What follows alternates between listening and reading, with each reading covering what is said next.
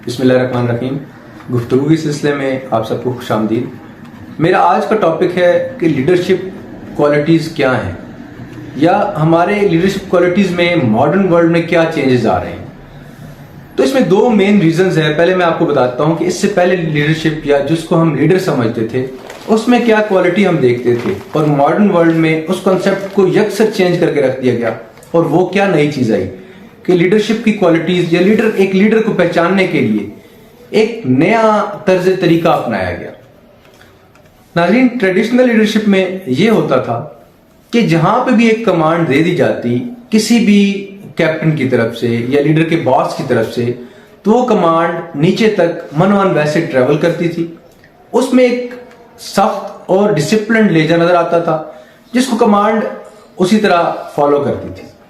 अब इससे प्रॉब्लम्स क्या आते हैं? इससे प्रॉब्लम्स ये आते हैं कि आपकी टीम या आपके नीचे काम करने वाले लोग वो कंफ्यूज हो जाते हैं आपके मैसेजेस के बारे में।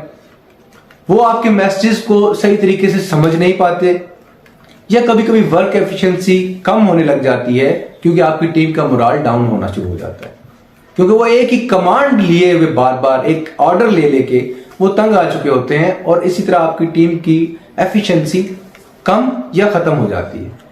मॉडर्न वर्ल्ड में इस टेक्निक को रिप्लेस कर लिया एक नई टेक्निक ने, और वो ये है कि लीडर को कैसा होना चाहिए, लीडर में क्या क्वालिटीज होनी चाहिए कि उसकी कमांड आखिरी लेवल तक पहुंचे और वैसा ही मैसेज पहुंचे जैसा कि उसने दिया था। तो इसमें एक पहले जो डिसिप्लिन था उसमें बॉस और उसके सबऑर्डिनेट का ताल्लुक जो था आपस में, उसमें एक गैप था। बॉस का ऑर्डर जारी करने के बाद उसके आखिरी डेवोल्यूशन मैसेज जहां तक जाता था, उसका आखिरी सबऑर्डिनेट जब उसका मैसेज पढ़ता था तो उसके लिए वो एक बोझ बन के उस पर उतरता था।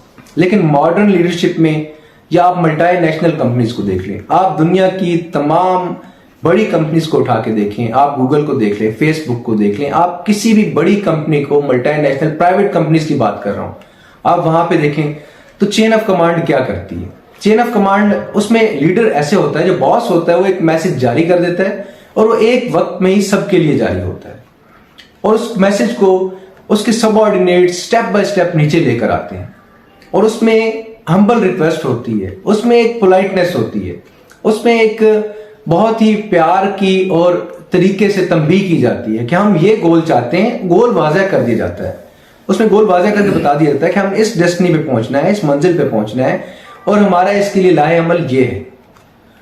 तो उन दोनों चीजों को मिलाने के लिए दोनों साइड, दोनों एंड से मेहनत होती है और वो मंजिल हासिल कर ली जाती है। इस तरह ना तो वो मैसेज एक बोझ बन के गिरता है और ना ही वो मुश्किल लगता है।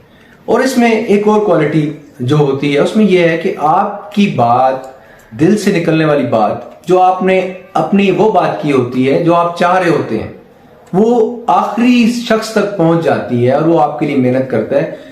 मुझे एक शेर याद आ गया कि दिल से जो बात निकलती है असर रखती है, पर नहीं ताकत परवाज मगर रखती है।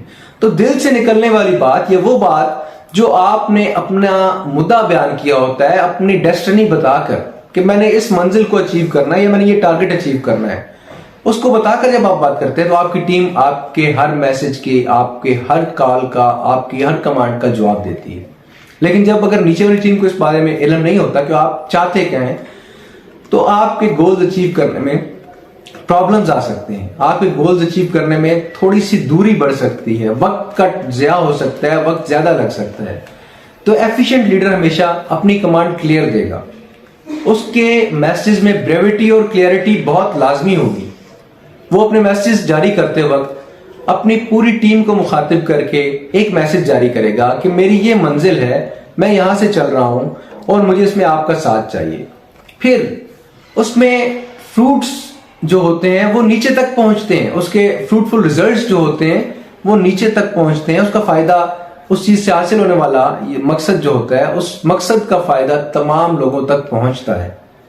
जबकि अनफॉर्चुनेटली पुराना जो टाइम था वहां पर उसका फायदा जो था वो जस्ट उसी मकसद के लिए जहां पे रखा जाता था, जिस चीज के लिए उसको मुख्तस किया जाता था, वहां तक पहुंचता था। मॉडर्न वर्ल्ड में आप प्राइवेट कंपनीज को ले लीजिए, वहां पे जब भी कोई मैसेजेस जारी होते हैं तो उसमें अच्छा काम करने वाले के लिए स्पेशल अलाउंसेस होते हैं, स्पेशल रिवार्ड्स होते हैं, स्पेशल इनामात की बारिश कर दी जाती है जहां पे अच्छा काम करता है। इसका मतलब है कि लीडर अपनी पूरी टीम को देख रहा होता है।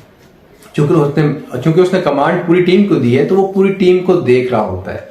लेकिन अगर इसी को मैं उल्टा कर दूं कि लीडर एक बंदे को अपना मैसेज दे और उसको जारी करने का कह दे, तो जब भी उसका कोई फ्रूटफुल रिजल्ट आएगा तो उसका फायदा लीडर के साथ खड़ा हुआ शख्स हमेशा ले लेगा। वो उसका हमेशा क्रेडिट वो ही लेगा, जबकि नीचे मेहनत करने वाले लोग उस चीज से महरूम रह जाएंगे, उनको वो क्रेडिट नहीं मिलेगा।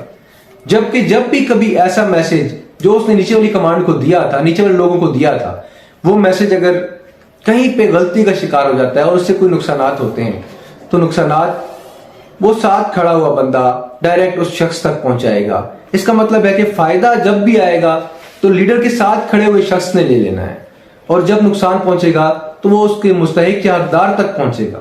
इससे एक मसला पैदा होता है कि आपकी कमांड, जब आप लीडर अपना मैसेज या अपनी कॉल जारी करते हैं, तो हमेशा कोशिश कीजिए कि आपने क्लियर अल्फाज में बताना है अपनी टीम को कि आप क्या चाहते हैं, आपकी मंजिल क्या है, उसके लिए आपने पॉलिसी क्या बनाई है, और इससे हासिल होने वाले नतीजे के नतीजे में आपको फायदा क्या होगा।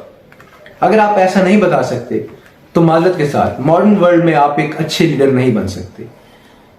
अल्लाह ताला से दुआ है कि अल्लाह ताला मुझे और आपको आसानियां बख्शने का शर्फ अता फरमाए। Thank you.